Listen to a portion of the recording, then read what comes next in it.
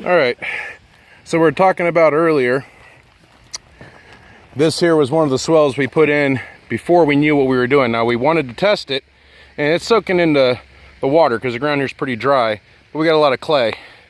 But we actually had to work our way down, and one of the things I mentioned was making sure when you drag your blocks blade, you drag it with the point down and the high side going to where you want where the berm's going to build. Here, where we had the teeth down, we ended up digging an extra channel with one of the teeth next to it, and it'll work itself out over time and we can pull more dirt down into it. But it has created a second row that's going to have to be filled in. But this swell actually turned out really well. You'll see there's some roots and things we got in there. We're just leaving them. They'll rot down and create nutrients and be easier to remove later. There's no reason to kill ourselves taking it out now when it's going to be beneficial to the plants.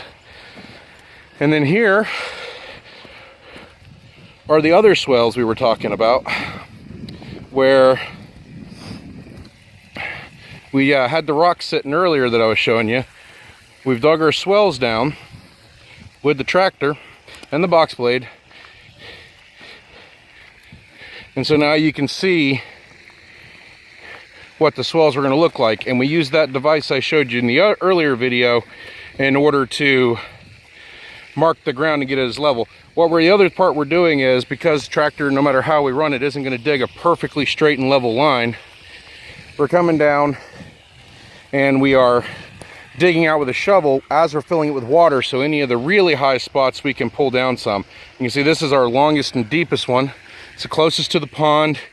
It used to be a very wet spot where water would collect all the time, so we've now created somewhere for the water from the entire thing to be able to drain down in here.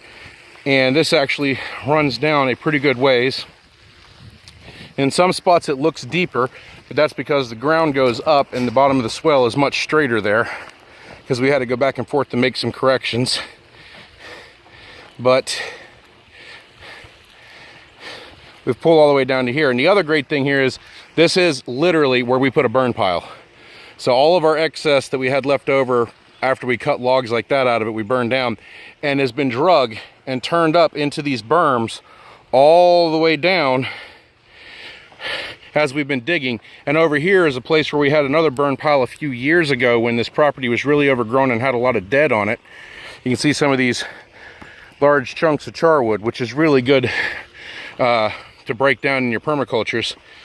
But right here we had another one. You can tell inside the swell that there was a lot of deep, dark dirt there that has formed over the years from where that burn pile was before. So this is going to be probably one of our best yielding berms out of all of our swells right here, just because of all the nutrients and nitrates that are in it right now. But that's what we got so far, and we're still out here working on it. So I'll keep making videos and try to link them all together so that y'all can see how this all worked as one big project.